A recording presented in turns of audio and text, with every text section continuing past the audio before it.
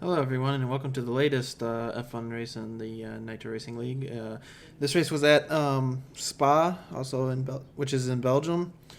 Um, Going into this race, I felt pretty good. Last season, I was very close to winning this race. If there was like one or two more laps, I might have had a chance of winning this one.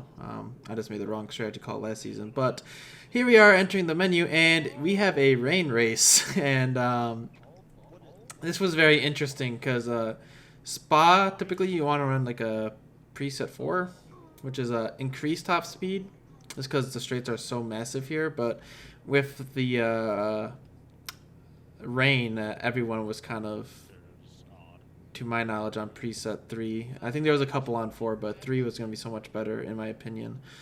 And then once it got dry, the plan was going to do, you take some front wing out so you can get more increased top speed, just because the straights here are so long. And here's this me running my fastest qualifying lap. It was a pretty solid lap in my opinion. You can't get anywhere near time trial laps here just because ERS and stuff, it gets used up way too early in the lap, so you can't. It's not truly 100% all out, but yeah, the rain race. It was a little discouraging for me because I kind of wanted this one to be a dry one because I feel like my dry pace here is really good. Um, but yeah, the Renaults were out here, so thankfully they got out of the way in good spots to not hinder my lap. And at this point, I was already around 3/10 up, so I felt it was like a pretty good lap. I didn't know how much I was going to gain position wise at this point, but I had a purple sector 2, which was really nice. And I enjoy this track. Al Rouge / Radeon, whatever you want to call it. It's always a fun yet scary experience. And let's just say everyone was terrified of the going through that on lap 1 in the wets, the wet conditions. And we'll find out what happens when we get there. But ended up getting P4 here, but I do end up falling to 5th place, as you see in these results. But here we are at the start of the race, and I threw it in lean just to make sure I got a better launch because to reduce the wheel spin. So I get a decent launch actually but the issue is entering turn 1 here is that I'm way too low and I have to take such a tight arc and I just cannot put the power down. So Matt's gonna get past me here. Apparently he made 2 passes, but then going through here, this was the true test of how elusive. And you can see me sliding around trying to hold on, and it was very scary this entire race going through that turn. It was terrifying because it was 4-wheel drifting every time in the wet. And we get a nice run down the straightaway on Mahu here, who is subbing for Bacon since he doesn't officially have a ride. But he goes wide in that turn, and I get on his outside, and he kind of lets me drive by him, surprisingly. He wasn't really in a racing mood in the wets, let's just say that. And we have found our way into 4th place, which is a good start. And that gain of 1 position. If I had a better turn 1, I could have gone to, P3 there. But a few laps later, you can see the rain is lightening up from the start of the race. And the rain was supposed to last all race, but Jeff, the crew chief guy, was telling us the rain ain't going to last very long. So it was pretty interesting because you weren't sure what was going to happen. And still 4th. Matt is pulling away, and Brinks is falling back, so we found ourselves in our own little bubble here. And then here on lap 8, I had 2 warnings at this point, and I just goofed up and went wide, just trying to get as much. And I got a 3-second time penalty, so that sucks. And usually if you let off when you do that, you don't get a penalty, but apparently we did that time. But at this point, we were actually starting to gain some ground on Matt here. And then we jump about to the next lap, and I am on him. I didn't expect him to catch him this fast, but I have gained so much ground in the last lap, and he is going to actually decide to pit here, the short pit. And I felt like he was actually holding me up a little bit, just the dirty air. Even if you're like 2 seconds behind, the dirty air is just so bad in these F1 cars. It actually starts holding you up that early. So I was like, okay, this is good. I get some clean air, and I can run a fast lap.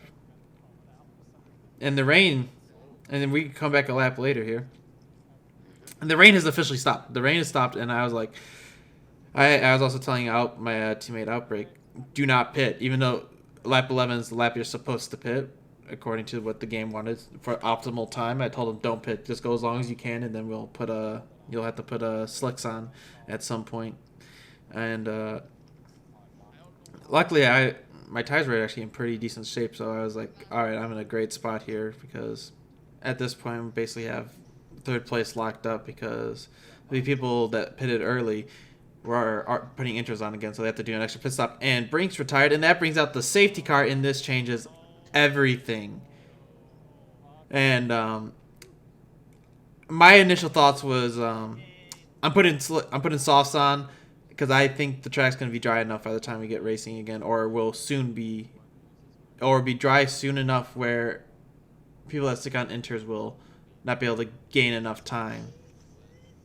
So here I come in the pits, and I decided to put softs on. It's a long way for softs, but I think they would survive at this point. And yeah, this was an interesting time because we had a similar situation like this last season at Brazil where the track was drying, but it wasn't truly ready for slicks.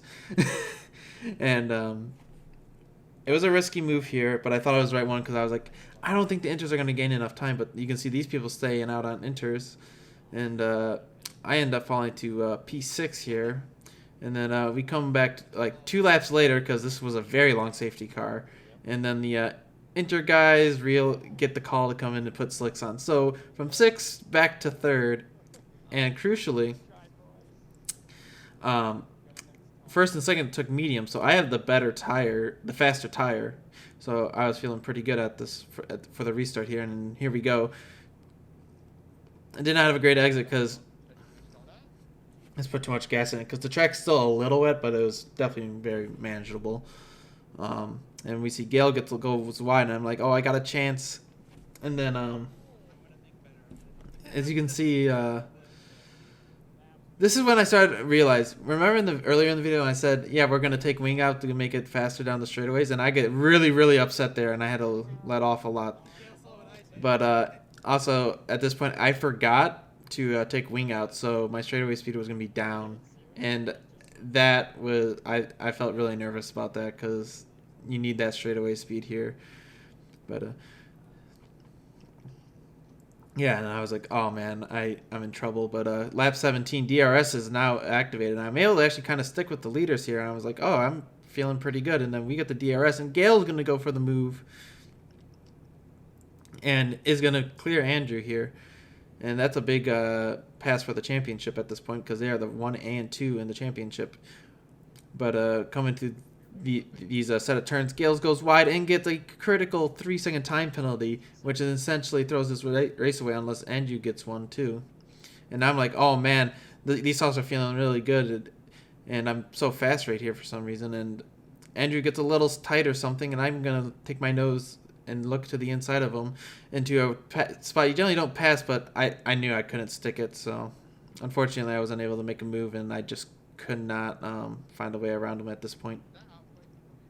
And unfortunately, at this point, the straightaway speed started kicking in, and I just could not keep up. They would be gaining over the duration of a lap. They were about 1 second faster overall in these straights, and I just could not compete with that. I was so much faster in Sector 2, but the speed just was not there. There wasn't enough speed here, and you can see on lap 18 they are starting to pull away a little bit.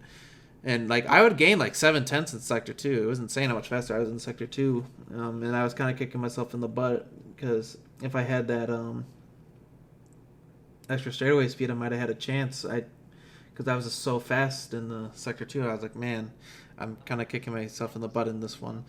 And we're just jumping to last lap because at this point, nothing happened. I was in my own little bubble. And luckily, this was the last lap because I think the tires would have went a lap if there was one more lap. So we are going to bring it home in P3 in this race, as everyone behind me pretty much has time penalties. But another strong run for me at Spa, and I'm continuing my really good streak for what I think of myself because I don't really ever have the speed to win. But like the last 10 races, my worst finish is 6. So we've been doing really good in the points, and now I'm up to P4, been P4, and I'm comfortably in P4 now in the points. So that's all I can really hope for at this point. And if you guys enjoyed it, don't forget to like and subscribe, and you can follow me on Twitch to watch these races live if you like too.